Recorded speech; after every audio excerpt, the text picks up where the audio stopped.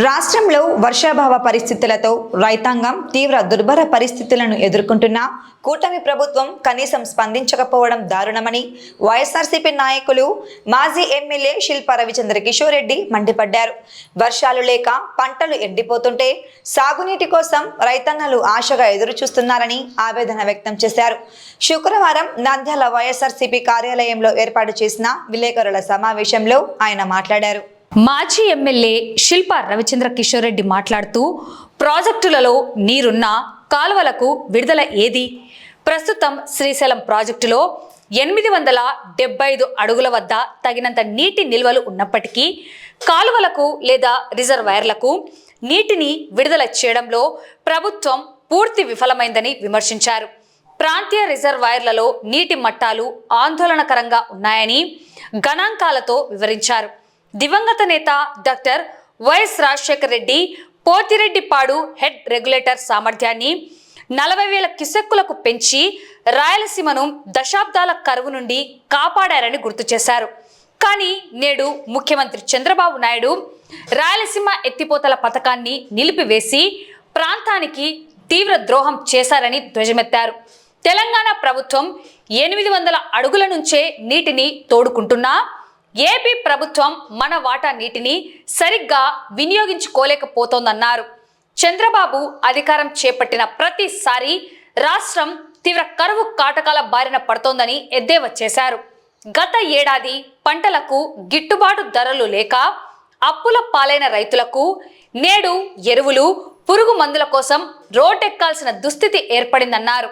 Urea కోసం online అప్లికేషన్లు పెట్టించడం, పంపిణీలో రాజకీయ రంగులు పులవడం సిగ్గుచేటన్నారు.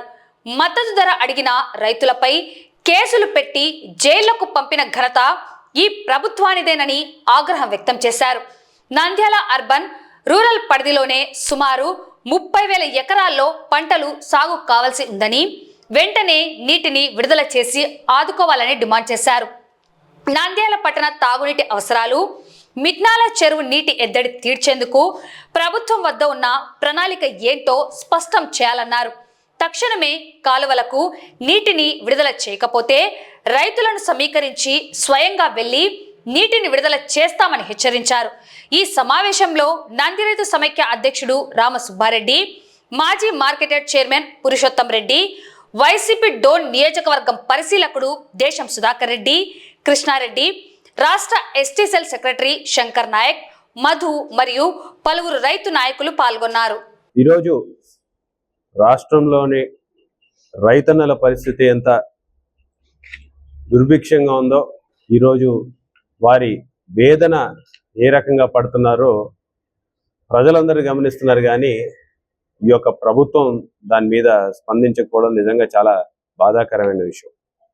ముఖ్యంగా శ్రీశైలంలో నీళ్లు మనకు పెట్టుకొని ఈరోజు రైతన్నలు పంటలు పండించలేనటువంటి పరిస్థితి, నీళ్ళు ఎప్పుడు వస్తాయో కూడా చెప్పనటువంటి పరిస్థితి. ఈనాటికి దగ్గరగా శ్రీశైలంలో 885 అడుగులు ఫుల్ ట్యాంక్ కెపాసిటీ అయితే ఈరోజు దగ్గరగా 875 అడుగుల నిలువ ఉంది అని చెప్పేసి చెప్తూ ఉన్నారు. కానీ ఏ కాలువైనా పారుతుందా?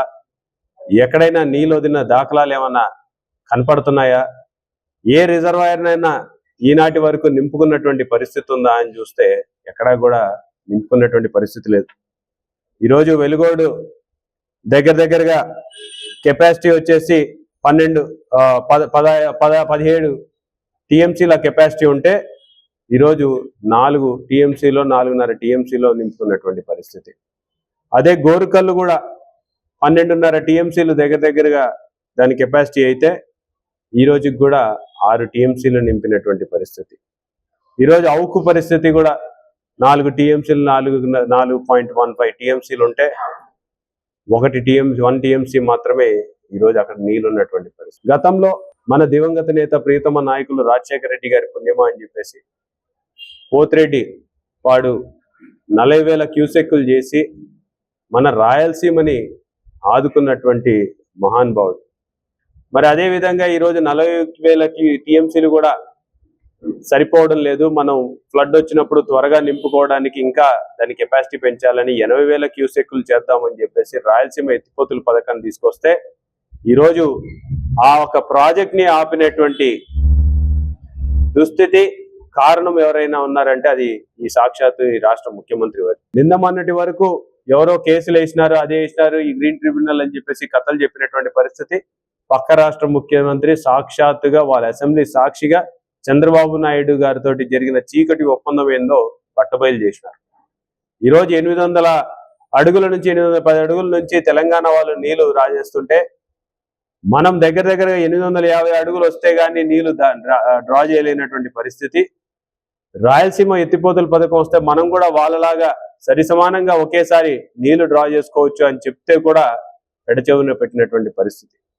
ఈరోజు 875 అడుగులు ఉన్నాయి, కానీ ఈనాటి వరకు కూడా రైతన్నల పరిస్థితి ఏంది, వాళ్ళకి నీళ్లు ఇస్తున్నారా, పంటల పరిస్థితి ఏంది, దగ్గరగా వర్షాకాలము మామూలుగా అయితే 2 నెలలు దాటింది, ఈనాటి వరకు నీళ్లు లేనటువంటి పరిస్థితి.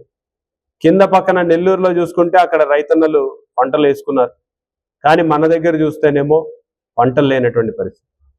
ఒకవైపేమో మన దురదృష్టమో లేకపోతే ఆ భగవంతుడు రాసిన స్క్రిప్టో తెలియదు, కానీ ఎప్పుడు చంద్రబాబు నాయుడు గారు వచ్చినా సరే రైతన్నల పరిస్థితి చాలా దుర్భిక్షంగా ఉంటుందనే దానికి మరొక ఉదాహరణ. ఈరోజు రైతన్నలు బయటికి చెప్పుకోలేనటువంటి పరిస్థితి. పోయిన ఏడాది వర్షాభావం అధికంగా వచ్చి ఇబ్బంది పడినారు, పంటలకి గిట్టుబాటు ధర లేక ఇబ్బందులు పడుతూ ఉన్నారు. మరి ఈనాడేమో వర్షాలు లేవు అని చెప్పేసి మళ్ళీ పాత రోజులు గుర్తుకు తెచ్చుకున్నటువంటి పరిస్థితి. ఈరోజు చంద్రబాబు నాయుడు గారు వచ్చిన వెంటనే మరొకసారి కరువు అని చెప్పేసి ఈరోజు చెప్తూ ఉన్నటువంటి పరిస్థితి నిజంగా చాలా బాధాకరం. కనీసం సరే ఇన్ని కష్టాలు ఉన్నాయి, రైతన్నల్ని ఆదుకోవడానికి ఏమన్నా వెసులుబాట్లు కానీ సౌకర్యాలు కానీ ఈ ప్రభుత్వం కల్పిస్తుందా అంటే రైతుల్ని ఈరోజు పూర్తిగా వదిలేసినటువంటి గాలికి వదిలేసినటువంటి పరిస్థితి ఈ రాష్ట్రంలో చూస్తున్నాం. ఇప్పుడు లేనటువంటి విధంగా ఈ ప్రభుత్వంలో యూరియా కోసం, ఫర్టిలైజర్ల కోసం రోడ్డు మీదకి వచ్చినటువంటి పరిస్థితి గతంలో చూసినాం. గిట్టుబాటు ధరల కోసం ఈరోజు రోడ్ల మీదకి వచ్చినటువంటి పరిస్థితి, రోడ్ల మీదకి వచ్చి ధర్నా చేస్తే కేసులు పెట్టించుకున్నటువంటి పరిస్థితి, కేసులు పెట్టించుకొని రిమాండ్ కోరినటువంటి కూడా పరిస్థితి రాష్ట్రంలో రైతన్నల పరిస్థితి అని చెప్పుకోవడానికి నిజంగా చాలా బాధేస్తోంది. ఈరోజు మేము ఒకటే కోరుతున్నాం, నిన్న కూడా గోర్కల్ రిజర్వాయర్లో నీళ్లున్నాయి, కింద పంటలు వేసినాము, మా వాళ్ళకి నీళ్ళు వదలండి అని చెప్తే 2 రోజుల్లో నీళ్ళు వదులుతాము అని చెప్పి మాట ఇచ్చి ఈనాటి వరకు దాన్ని పక్కన పెడుతున్నటువంటి పరిస్థితి. ఒకవైపు పేరుకేమో తాగునీటి దాని గురించి చెప్తున్నారు తప్పితే ఎక్కడ రైతన్నల కోసం ఏం చేస్తున్నారు? సాక్షాత్గా ఈరోజు ఈ యొక్క రాష్ట్ర అగ్రికల్చర్ మినిస్టర్ ఒకవైపేమో ఇన్సూరెన్స్ మీరు తీసుకోండి, ఇన్సూరెన్స్ని క్లెయిమ్ చేసుకోండి అని చెప్పడం అనేది నిజంగా చాలా బాధాకరం. ఏ రకంగా మీరు రైతన్నలను ఆదుకుంటారంటే ఇన్సూరెన్స్ క్లెయిమ్ చేసుకోమని చెప్పేసి ఆయన చెప్తున్నాడు. మరి ఒకవైపేమో ప్రభుత్వం ఏమో పంటలు వేయొద్దని చెప్పేసి మేమే చెప్తున్నామని చెప్పేసి చెప్తూ ఉన్నారు. పంటలు వేయొద్దని చెప్పిన తర్వాత పంటలు వేసినారని చెప్పి రేపొద్దున ఏదైనా ఇన్సూరెన్స్ కంపెనీ రైతన్నలకి ఇన్సూరెన్స్ ఇచ్చే పరిస్థితి ఉందా అని చెప్పేసి మేము అడుగుతాం. ఇది మోసం చేయడం కాదా అని చెప్పేసి మేము అడుగుతా ఉన్నాం. ఎప్పుడన్నా సరే యూరియా కోసం రైతన్నలు ఆన్లైన్లో అప్లై చేయడం ఎక్కడైనా చూసినారా? గతంలో ఏ ప్రభుత్వంలో అయినా జరిగిందా అని చెప్పేసి మేము అడుగుతాం. ఎంతమంది రైతన్నలు ఆన్లైన్ వాడడం వచ్చు, ఎంతమంది రైతన్నలు దాన్ని రిజిస్ట్రేషన్ చేసుకోవడం వచ్చు? ఈరోజు యూరియా కొరత నుంచి కాపాడమంటే దిక్కుమానులైనటువంటి స్కీమ్స్ అన్ని పెట్టేసి రైతన్నలని ఆన్లైన్ అప్లై చేసుకోవాలి, ఆన్లైన్ అప్లై చేసుకున్న తర్వాత ఎకరానికి ఇంతే ఇస్తాము, అది ఎకరానికి సరిపోతుందా సరిపోదా అనే ఒక స్టడీ కూడా ఎక్కడా కూడా చేయకుండా రైతన్నలని అడగకుండా ఈరోజు ఒక నెంబర్ డిసైడ్ చేసి ఇంతే ఇస్తాము, మీ సావు మీరు చావండి అని చెప్పేసి మొత్తం బ్లాక్ లో అమ్ముకున్నటువంటి పరిస్థితి ఈ రాష్ట్రంలో చూస్తున్నాం. పోయిన సంవత్సరం కూడా చూసినాం, ఎక్కడికక్కడ తెలుగుదేశం నాయకులు నిల్చొని వాళ్ళకి వాళ్ళ రైతులు అని చెప్పేసి ఈరోజు తెలుగుదేశం రైతులని వైసీపీ రైతులని చెప్పేసి విడదీసి ఎంత దౌర్జన్యం చేసినారో పోయిన సంవత్సరం చూసాం. ఈ ఏడాది అటువంటి పరిస్థితి ఉండదు, యూరియా కొరత లేకుండా చేస్తానంటే నిజంగానే ఏదైనా చర్యలు తీసుకుంటారేమో, యూరియాని ఎక్కువ తీసుకొస్తారేమో అని చెప్పేసి మనం అనుకుంటే ఆయన పుణ్యమా అని ఈ ఏడాది వర్షాలు లేక పంటలే వేసుకునేటువంటి పరిస్థితి కనపడుతుంది. మరి కొరత తీర్చడం అంటే ఈ రకంగా ఆయనకు ముందే ఆలోచన వచ్చిందేమో మరి తెలియడంలా. మరి చంద్రబాబు నాయుడు గారు వస్తారంటే అది భగవంతుడు ఎందుకు వర్షాలు రావో మాకు ఇప్పటికీ అర్థం కాదు. ప్రజల్లో మళ్ళీ చర్చించుకుంటున్నారు, చంద్రబాబు నాయుడు గారు వస్తే సుభిక్షంగా ఉన్న రాష్ట్రంలో కూడా వర్షాలు పడవు అనేది మరొకసారి నిరూపితమైంది. మేము ఇప్పటికి కూడా డిమాండ్ చేస్తున్నాం, కలెక్టర్ గారు చర్యలు చేపట్టాలి, రైతన్నలతోటి రైతు సంఘాలని పిలిపించుకొని మాట్లాడాల్సినటువంటి అవసరం ఉంది.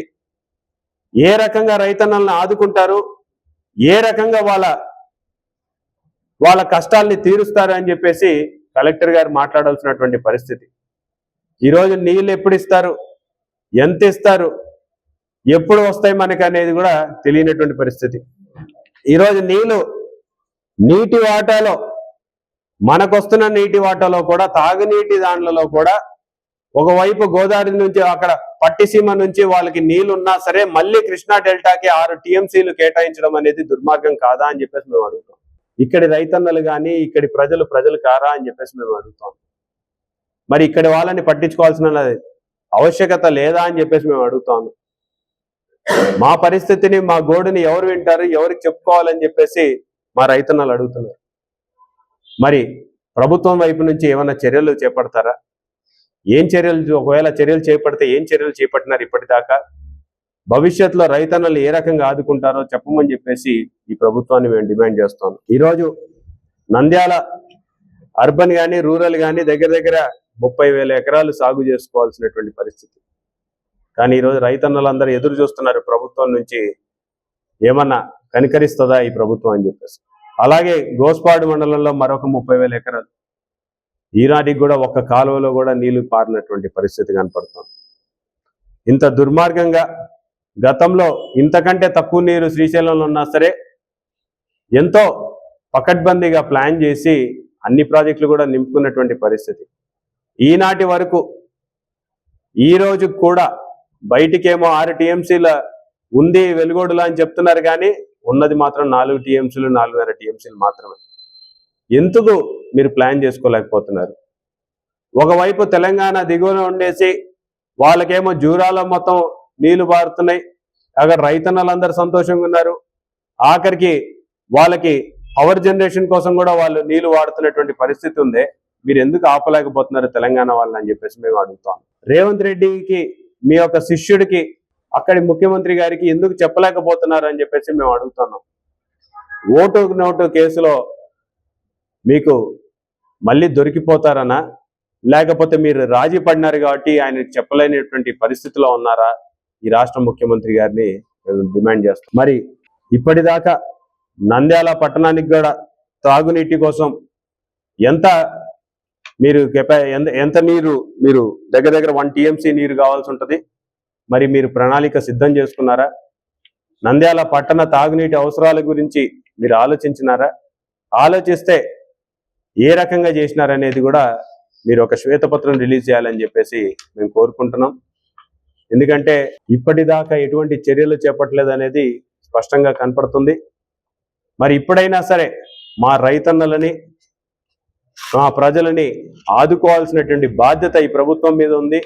ఎన్నో రోజుల నుంచి నీళ్లు వదులుతాము, కాలువలకు వదులుతాము అని చెప్పేసి మాటల వరకే పరిమితం అవుతున్నాయి, కానీ ఎక్కడా కూడా ఒక కాలువ కూడా పారనటువంటి పరిస్థితి కనపడుతోంది. మరి ఇమీడియట్ గా మీరు చర్యలు చేపడితే మంచిది, లేకపోతే మేమే రైతులందరినీ తీసుకెళ్లేసి మా పని మేము చేసుకోవాల్సి వస్తుంది, గేట్లు తెరవాల్సి వస్తుంది అనేది విషయం కూడా ఈరోజు చెప్పదలుచుకున్నాం ఈ ప్రభుత్వానికి. మరి ఇప్పటికైనా సరే కలెక్టర్ గారు మేల్కొని రైతన్నలను ఆదుకోవాలని చెప్పేసి కూడా డిమాండ్ చేస్తాం. ఈరోజు మిట్నాల గ్రామంలో చెరువుకి నీళ్లు కావాలి, నీళ్లు తాగడానికి కూడా ఈరోజు అక్కడ మాకు ఇబ్బందిగా ఉందని చెప్పేసి అక్కడ ప్రజలు మొత్తుకుంటున్నారు. కానీ ఇప్పటిదాకా దాని మీద కూడా అధికారులు ఎటువంటి చర్యలు చేపట్టలేదు. మరి ఎందుకు దాన్ని అంత అలసత్వంగా వహిస్తున్నారు? ఎందుకు ప్రజల నీటి అవసరాల కోసం అని మీరు చెప్తున్నారు ఒకవైపు, మరి అక్కడ నీరు దొరకక వాళ్ళు ఇబ్బందులు పడుతున్నారు, అది మీకు కళ్ళకు కనపడడం లేదా అని చెప్పేసి అడుగుతాను. ఎప్పుడు మాకు నీళ్ళు ఇస్తారు? అక్కడ బోర్ ఫెయిల్ అవుతే ఆ బోర్లోని ఎప్పుడు రిపేర్ చేయిస్తారు? ఎప్పుడు ఆ గ్రామాలకి మీరు నీళ్ళు ఇస్తారనేది చెప్పాల్సినటువంటి బాధ్యత అధికారుల మీద ఉంది, కలెక్టర్ గారి మీద ఉంది. మరి త్వరగతిన ఆ చర్యలు చేపట్టాలని చెప్పేసి కోరుకుంటున్నా. అలాగే ఈరోజు చాపిరేవులో కావచ్చు, పాండురంగాపురం కావచ్చు, కేసీ కెనాల్లో కావచ్చు, ఎక్కడ కేసీ కెనాల్ కింద ఉన్నటువంటి ఎక్కడా కూడా నీళ్లు, ఒక్క చుక్క నీరు లేనటువంటి పరిస్థితి కనపడుతుంది. ఈరోజు రైతన్నలందరూ కూడా, ప్రతి ఒక్కరు కూడా ఈరోజు సిద్ధంగా ఉన్నారు. మీరు కానీ త్వరగతిన రైతన్నలకి మేలు చేయకపోతే మాత్రం ఖచ్చితంగా ఆ చర్యలు రైతన్నల ద్వారా మేమే వ్యతిరేకం రావడమే కాకుండా ఖచ్చితంగా రైతన్నలను తీసుకొని మేమే గేట్ల దగ్గరికి వస్తామని చెప్పేసి కూడా తెలియజేస్తాం.